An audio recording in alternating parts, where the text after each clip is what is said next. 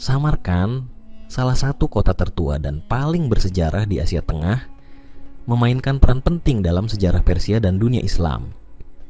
Menurut sejarawan Muslim, Samarkand memiliki sejarah yang kaya dan kompleks, terutama pada masa kekuasaan Persia dan setelah penaklukan Islam. Berikut adalah gambaran sejarah Samarkand pada masa Persia menurut para sejarawan Muslim.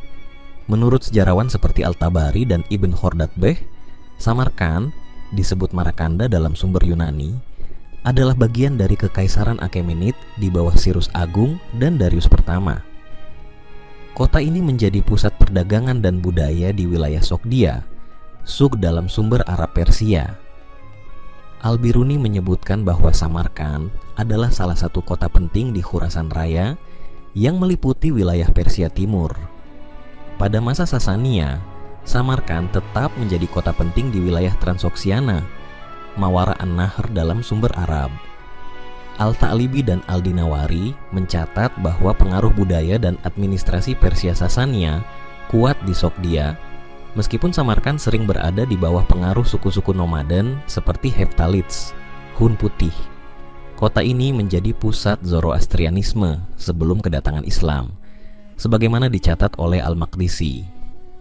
Ibn Atham Al-Kufi dan Al-Baladuri mencatat bahwa Samarkand ditaklukkan oleh pasukan Muslim di bawah Qutaibah ibnu Muslim pada masa kekhalifahan Umayyah. Meski ditaklukkan oleh Arab, budaya Persia tetap dominan di Samarkand, terutama dalam bahasa. Persia menjadi lingua franca dan administrasi. Narshaki dalam Tarikh Bukhara, sejarah Bukhara, juga menyebut pengaruh Persia di Samarkand dan Transoksiana. Pada abad ke-9 hingga ke-10, Samarkand berkembang di bawah kekuasaan dinasti Samaniyah, Persia, yang mempromosikan kebudayaan Persia Islam.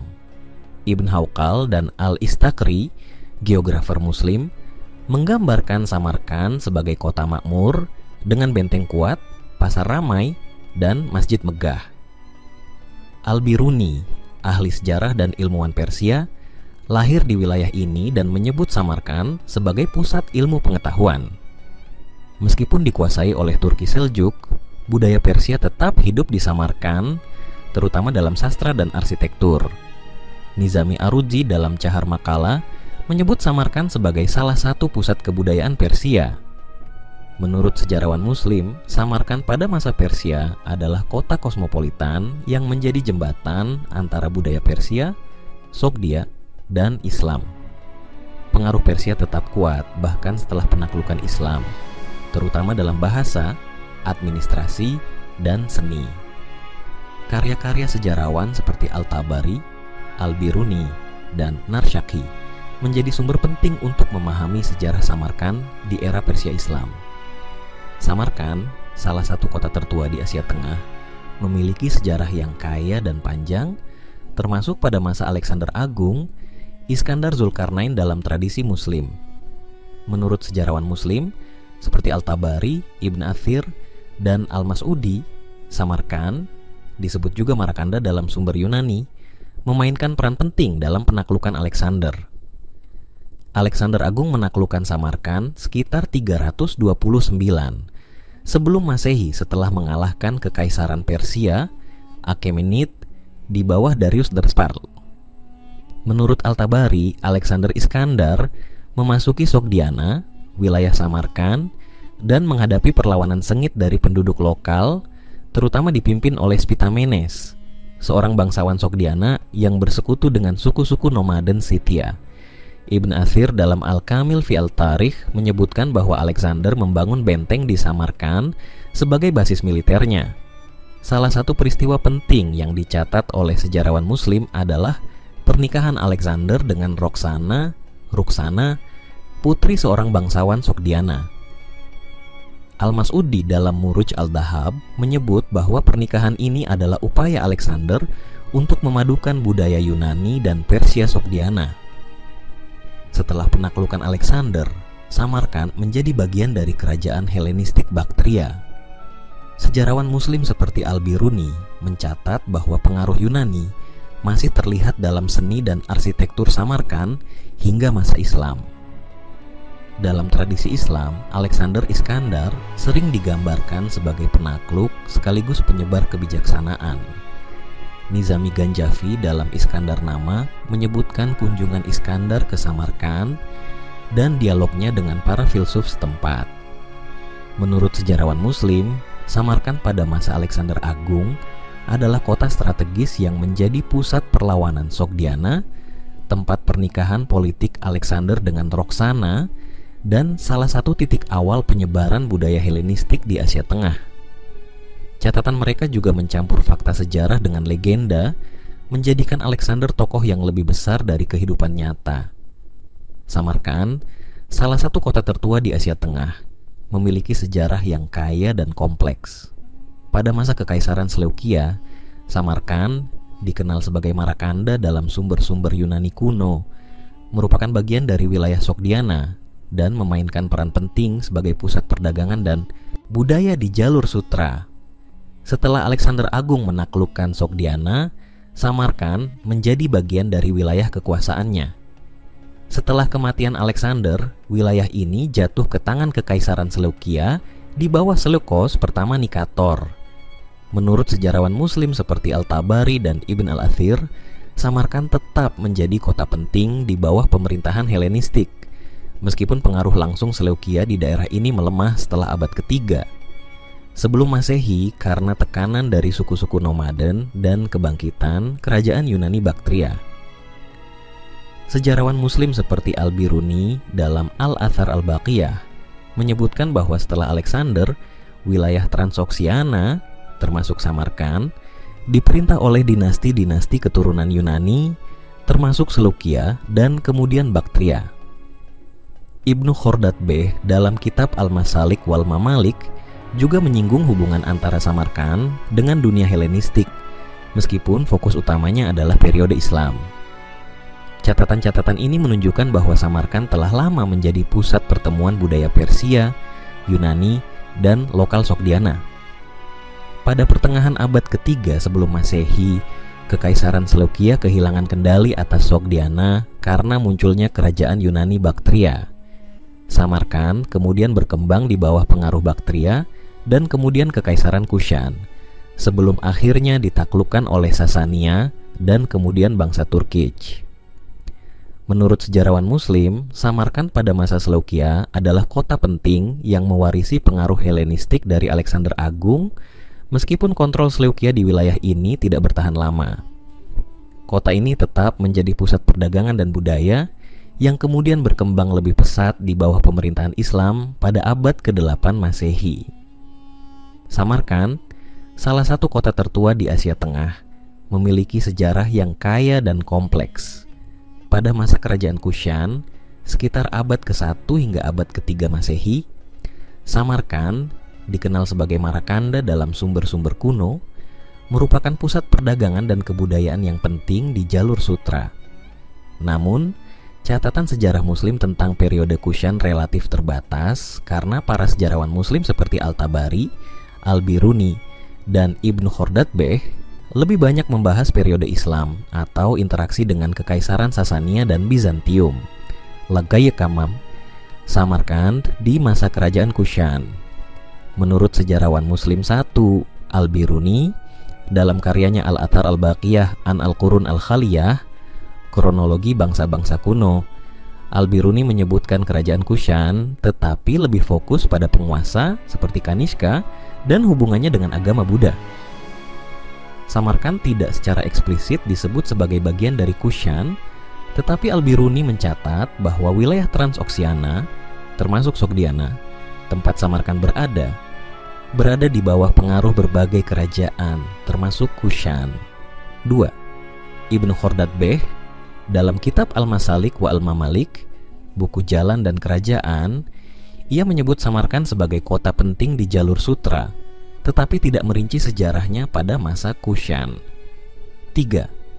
Al-Tabari dalam Tarikh Ar-Rusul wa Al-Muluk, sejarah nabi dan raja, Al-Tabari lebih banyak membahas periode Sasania dan awal Islam dengan sedikit referensi tentang Kushan. Sejarawan Muslim tidak banyak mencatat Samarkand pada masa Kushan secara rinci karena fokus mereka lebih pada periode Islam. Sumber-sumber Kushan lebih banyak berasal dari arkeologi, prasasti, dan catatan Tiongkok, seperti catatan sejarah dinasti Han. Pengaruh Kushan di Samarkand mungkin tidak sekuat di wilayah lain seperti Baktria atau Gandhara. Namun, bukti arkeologi menunjukkan bahwa Samarkand sebagai bagian Sogdiana tetap menjadi kota penting dalam jaringan perdagangan Kushan. Jika Anda tertarik dengan periode ini, sumber non-muslim seperti prasasti Kanishka atau catatan Tiongkok mungkin lebih informatif. Samarkand, salah satu kota tertua di Asia Tengah, memainkan peran penting selama masa kekhanan Turk. Menurut sejarawan muslim seperti Al-Tabari, Ibn al-Athir, dan Al-Biruni, Samarkand, disebut juga Samarkand, adalah pusat perdagangan dan budaya yang strategis di jalur sutra, serta sering menjadi wilayah perebutan antara kekhanan Turk, Kekaisaran Sasaniyah Persia, dan kemudian kekuatan Islam. Kekhanan Turk, Gökturk, terbagi menjadi Turk Timur dan Turk Barat. Samarkand berada di bawah pengaruh Turk Barat yang berpusat di sekitar Transoksiana, Mavaran Nahr. Menurut Al-Tabari, Turk Barat bekerja sama dengan Sasaniyah untuk melawan Heftalid, Hun Putih, tetapi kemudian bersaing memperebutkan Samarkand dan wilayah sekitarnya. Ibn Hawqal dan sejarawan muslim awal menggambarkan Samarkand sebagai kota makmur dengan benteng kuat, pasar yang ramai, dan pengaruh budaya Persia Turkik. Al-Biruni menyebutkan bahwa penguasa Turk di Samarkand mengadopsi unsur-unsur budaya Sogdiana, penduduk asli wilayah ini. Al-Tabari mencatat bahwa penguasa Turk di Samarkand terkadang bersekutu dengan Sasaniyah, melawan musuh bersama seperti Heftalid, tetapi juga berkonflik dengan mereka. Pada masa Kaisar Tang Taizong, abad ke-7, China berusaha mempengaruhi Samarkand melalui aliansi dengan Turk Timur. Setelah keruntuhan kekhanan Turk Barat, Samarkand dikuasai oleh berbagai penguasa lokal sebelum ditaklukkan oleh Qutaibah bin Muslim di era Umayyah. Sejarawan muslim seperti Al-Baladhuri mencatat bahwa penduduk Samarkand awalnya masih mempertahankan kepercayaan Zoroastrian dan Buddha di bawah pemerintahan Turk sebelum Islamisasi bertahap. Pengaruh Turk terlihat dalam sistem militer dan administrasi kota. Beberapa sejarawan menyebutkan bahwa elite Turk menikah dengan bangsawan Sogdiana, menciptakan budaya campuran.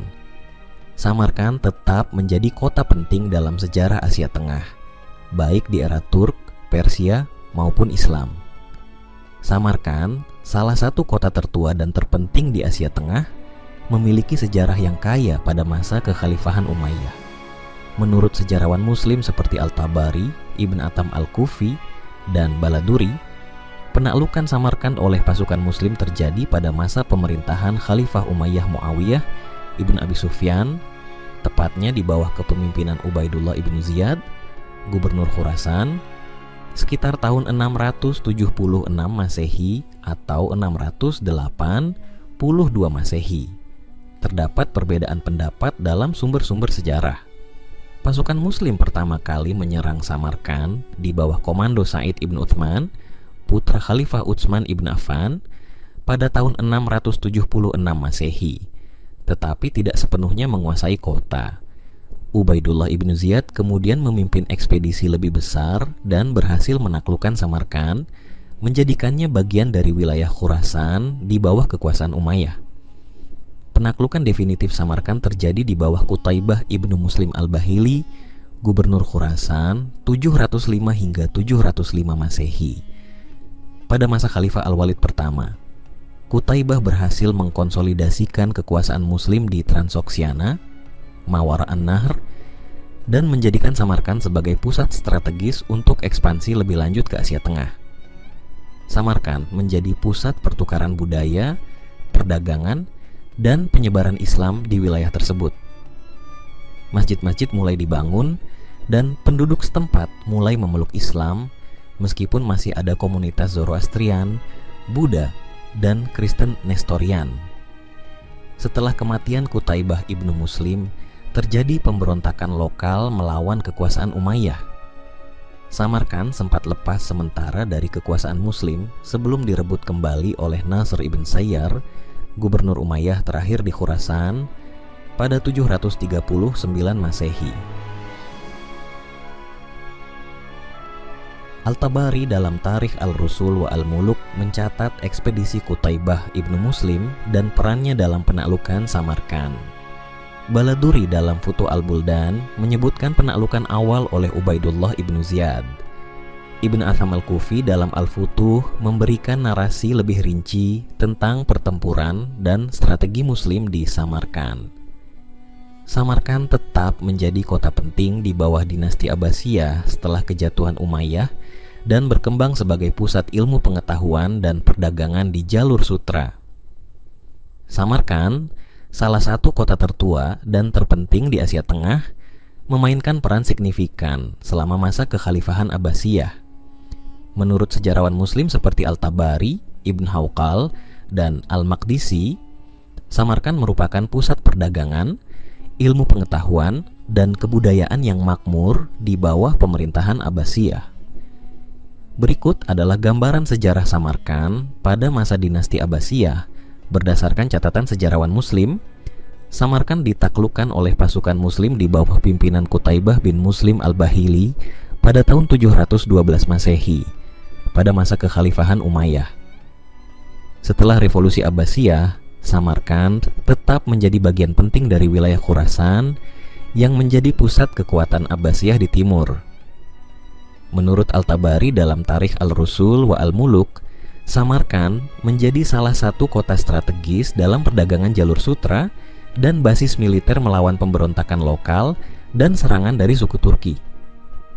Ibn Hawqal dalam kitab Surat Al-Ard menggambarkan Samarkand sebagai kota yang kaya dengan pasar yang ramai, menghasilkan kertas, tekstil, buah-buahan, dan rempah-rempah. Kota ini menjadi penghubung utama antara dunia Islam, Cina, dan stepa Eurasia. Al-Maqdisi dalam Ahsan Al-Taqasim fi Ma'rifat Al-Aqalim menyebut Samarkand sebagai salah satu dari 4 surga dunia Islam karena kesuburannya. Di bawah Abbasiyah, Samarkand menjadi pusat pembelajaran, terutama dalam matematika, astronomi, dan teologi. Al-Khwarizmi, ahli matematika dan astronomi, yang bekerja di Bait Al-Hikmah Baghdad, berasal dari wilayah Khwarizm dekat Samarkand, menunjukkan pengaruh intelektual kawasan ini. Masjid-masjid dan madrasah didirikan, dan tradisi keilmuan Persia Turki bercampur dengan budaya Arab Islam. Meskipun secara nominal di bawah Abbasiyah, pada abad ke-9 dan ke-10, Samarkand dikuasai oleh dinasti Samaniyah yang tetap setia kepada Khalifah Abbasiyah tetapi memerintah secara independen. Ibnu Sina, Avicenna, menuntut ilmu di Samarkand sebelum kota ini jatuh ke tangan Karakhanid dan kemudian Seljuk. Pada abad ke-10, kekuatan Abbasiyah melemah dan Samarkand beralih ke tangan Karakhanid, Turk Muslim, sebelum ditaklukkan oleh Seljuk abad ke-11 dan Mongol. Al-Talibi dalam Yatimat Al-Dar mencatat bahwa meskipun Abbasiyah kehilangan kendali politik, pengaruh budaya dan keilmuan Islam tetap kuat di Samarkand. Menurut sejarawan Muslim, Samarkand pada masa Abbasiyah adalah kota kosmopolitan yang menggabungkan unsur Islam, Persia, dan Turki, menjadi simbol kemajuan peradaban Islam di Asia Tengah. Meskipun pemerintahan pusat Abbasiyah melemah setelah abad ke-9, warisan intelektual dan ekonominya tetap bertahan. Samarkand, salah satu kota terpenting di Asia Tengah, mengalami masa yang sangat sulit selama invasi Mongol pada abad ke-13. Menurut sejarawan Muslim seperti Jufaini, Alauddin Al-Malik Jufaini, dalam Tarikh Ijahang Usyai, Sejarah Penakluk Dunia, dan Rashid Al-Din Hamadani dalam Jami Al-Tawarikh, kehancuran Samarkand digambarkan dengan sangat jelas. Samarkand adalah ibu kota Kekaisaran Khwarizmia yang makmur di bawah Syah Ala-ad-Din Muhammad II. Namun, pada tahun 2220, pasukan Mongol di bawah Genghis Khan menyerbu Transoksiana, kawasan yang mencakup Samarkand, sebagai balasan atas pembunuhan utusan dan pedagang Mongol oleh gubernur Khwarizmia di Otrar. Samarkand memiliki benteng yang kuat dan garnison besar. Menurut Juvaini, sekitar 50.000 hingga 110.000 tentara. Namun, pengkhianatan oleh kelompok Turkik dan ketakutan terhadap Mongol melemahkan perlawanan. Penduduk mencoba bertahan, tetapi Mongol menggunakan tawanan sebagai perisai manusia dan menghancurkan pertahanan kota. Setelah jatuh, Mongol membantai sebagian besar penduduk. Juvaini menyebut sekitar puluhan ribu tewas. Para ulama, seniman, dan pengrajin yang berguna dibiarkan hidup tetapi dijadikan budak atau dipindahkan ke Mongol. Bangunan-bangunan megah termasuk masjid dan istana dihancurkan. Samarkand sempat kehilangan kemegahannya, tetapi kemudian dibangun kembali di era Tamerlane pada abad ke-14. Sejarawan seperti Ibn Battuta abad ke-14 mencatat kebangkitan kembali kota ini sebagai pusat perdagangan dan budaya. Juvaini yang bekerja di bawah administrasi Mongol menggambarkan kekejaman invasi tetapi juga mengakui restorasi setelahnya. Rashid al-Din menekankan kehancuran total awal diikuti oleh kebijakan Mongol yang kemudian memulihkan kota untuk kepentingan ekonomi. Invasi Mongol terhadap Samarkand adalah peristiwa tragis yang menghancurkan kota secara fisik dan demografis. Namun, dalam beberapa dekade berikutnya, kota ini perlahan pulih di bawah pemerintahan Mongol, Ilkhanat, dan kemudian Timurid. Samarkand, salah satu kota terpenting di Asia Tengah, memiliki sejarah yang kaya pada masa dinasti Seljuk dan dinasti Mamluk. Namun, perlu dicatat bahwa Samarkand tidak secara langsung berada di bawah kekuasaan dinasti Mamluk yang berpusat di Mesir dan Suriah, melainkan lebih terkait dengan kekuasaan Turkik Mongol seperti Khwarezmshah, Mongol, dan Timurid. Berikut adalah pandangan sejarawan Muslim mengenai sejarah Samarkand pada masa Seljuk dan era setelahnya. Dinasti Seljuk memainkan peran penting dalam sejarah Samarkand, terutama setelah mereka menguasai Transoksiana, Mawara al-Nahr, pada abad ke-19. Samarkand jatuh ke tangan Seljuk setelah kekalahan Karaghanid pada pertengahan abad ke-11. Di bawah Sultan Alp Arslan dan Malik Shah, Samarkand menjadi bagian dari kekaisaran Seljuk yang luas. Ibnu al-Athir dalam Al-Kamil Famara al-Tarikh mencatat bahwa Seljuk memperluas kekuasaan mereka ke Transoksiana, termasuk Samarkand, dan membawa stabilitas serta perkembangan intelektual. Nizam al-Mulk, Wazir Seljuk, mendorong pembangunan madrasah dan institusi keilmuan di wilayah ini. Pusat ilmu dan perdagangan. Samarkand menjadi pusat perdagangan di jalur sutra dan kota penting bagi ulama seperti Abu al-Qasim al-Samarkandi dan Imam al-Bukhari, wafat di dekat Samarkand. Yaqut al-Hamawi dalam Mu'jam al-Buldan menggambarkan Samarkand sebagai kota yang makmur dengan perpustakaan besar dan pasar yang ramai. Pada akhir abad ke-12, kekuasaan Seljuk melemah dan Samarkand direbut oleh Khwarezmshah sebelum invasi Mongol. Dinasti Mamluk berkuasa di Mesir dan Suriah, sehingga Samarkand tidak berada di bawah kekuasaan mereka. Namun, sejarawan Muslim seperti Al-Makrizi dan Ibn Khaldun mencatat hubungan antara dunia Mamluk dengan Asia Tengah, terutama setelah invasi Mongol. Samarkand dihancurkan oleh Genghis Khan pada 2220, seperti dicatat oleh Ibn al-Athir yang menyebutnya sebagai malapetaka besar. Juvaini, sejarawan Mongol, dalam Tarikh Ijahan Gusha menulis tentang kehancuran Samarkand, tetapi juga pemulihannya di bawah pemerintahan Mongol, di bawah Timurleng. Samarkand menjadi ibu kota dan pusat kebudayaan. Ibn Arabsyah dalam Ajaib al-Maqdur Fasnana Nawaib Tamur menggambarkan kemegahan Samarkand di era Timurid. Babur, pendiri Mughal, dalam Baburnama memuji keindahan arsitektur Samarkand. Samarkand berkembang sebagai pusat ilmu dan perdagangan di bawah Seljuk. Samarkand tidak dikuasai Mamluk, tetapi sejarawan Muslim mencatat kehancurannya oleh Mongol dan kebangkitannya di era Timurid. Samarkand, salah satu kota tertua dan paling bersejarah di Asia Tengah, tidak secara langsung berada di bawah kekuasaan Kesultanan Utsmaniyah Ottoman. Namun, kota ini memiliki hubungan budaya, intelektual, dan kadang-kadang politik dengan dunia Muslim, termasuk Utsmaniyah. Berikut adalah gambaran sejarah Samarkand pada masa Utsmaniyah menurut sejarawan Muslim. Pada abad ke-15, Samarkand adalah ibu kota Kekaisaran Timurid di bawah Timur Lenk, Tamerlane, dan kemudian cucunya, Ulugh Beg, yang menjadikannya pusat ilmu pengetahuan dan kebudayaan. Setelah kemunduran Timurid, Samarkand jatuh ke tangan dinasti Syaibaniyah Uzbek pada awal abad ke-16. Kesultanan Utsmaniyah pada masa ini, di bawah Sultan Selim pertama dan Sulaiman yang Agung, lebih fokus pada ekspansi ke Eropa, Mediterania, dan Timur Tengah, sehingga tidak memiliki kontrol langsung atas Samarkand. Meskipun tidak dikuasai Utsmaniyah, terdapat hubungan diplomatik dan intelektual antara Samarkand dan dunia Utsmaniyah.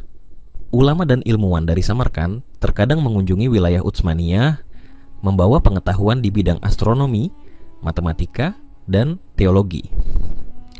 Perdagangan jalur sutra masih menghubungkan Samarkand dengan wilayah Utsmaniyah, meskipun mulai menurun setelah penemuan rute laut oleh Eropa.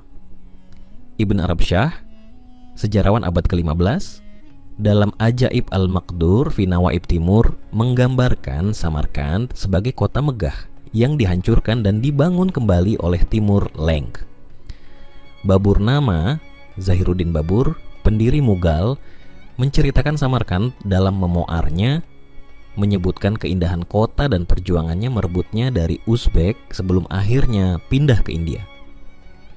Evliya Çelebi, penjelajah Utsmaniyah abad ke-17, dalam Seyahatname menyinggung Samarkand sebagai kota legendaris meskipun tidak mengunjunginya secara langsung.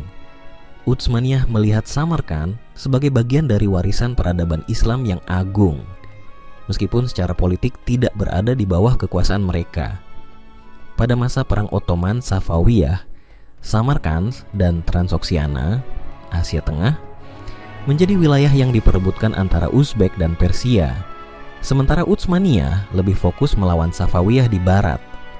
Samarkand tidak pernah menjadi bagian dari Kesultanan Utsmaniyah, tetapi tetap memiliki ikatan budaya dan intelektual dengan dunia Muslim, termasuk Utsmaniyah. Sejarawan Muslim menggambarkannya sebagai pusat ilmu pengetahuan dan perdagangan yang penting, meskipun pengaruh politik Utsmaniyah di sana sangat terbatas. Samarkand, salah satu kota tertua di Asia Tengah, memiliki sejarah yang kaya dan kompleks, terutama pada era modern, abad ke-19 hingga sekarang. Berikut adalah gambaran sejarah Samarkand di era modern menurut perspektif sejarawan Muslim. Samarkand jatuh ke tangan Kekaisaran Rusia setelah kekalahan Emirat Bukhara dalam Perang Rusia-Bukhara. Menurut sejarawan Muslim seperti Ahmad Donish, penaklukan ini membawa perubahan besar dalam politik, ekonomi, dan budaya.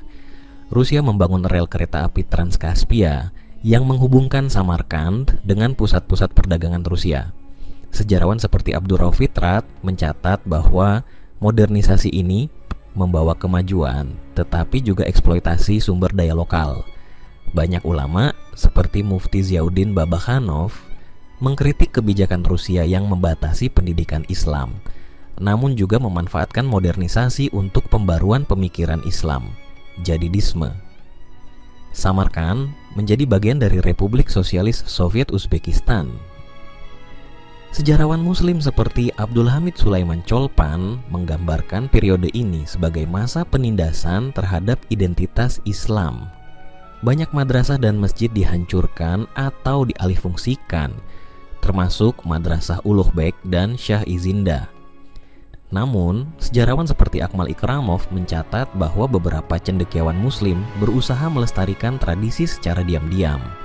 Pada 1980-an, gerakan kebangkitan Islam mulai muncul, dipengaruhi oleh tokoh seperti Muhammad Shodiq Muhammad Yusuf, Mufti Uzbekistan. Setelah runtuhnya USSR, Samarkand menjadi simbol kebanggaan nasional Uzbekistan. Pemerintah melakukan restorasi besar-besaran pada situs-situs Islam, seperti Registan dan makam Imam Bukhari. Menurut sejarawan kontemporer seperti Shovosil Ziodov, Terjadi kebangkitan pendidikan Islam dengan dibukanya kembali madrasah dan pusat studi Islam. Samarkand menjadi tujuan wisata religi dan budaya, menarik minat sejarawan Muslim dunia, termasuk dari Turki, Iran, dan Arab Saudi, yang meneliti warisan keilmuan Islam di kota ini. Menurut sejarawan Muslim, Samarkand di era modern mengalami transformasi dari pusat peradaban Islam menjadi kota yang terjepit antara kolonialisme, Sovietisasi, dan kebangkitan kembali identitas Islam pasca kemerdekaan. Meskipun mengalami tekanan politik, warisan keilmuan dan arsitektur Islamnya tetap bertahan.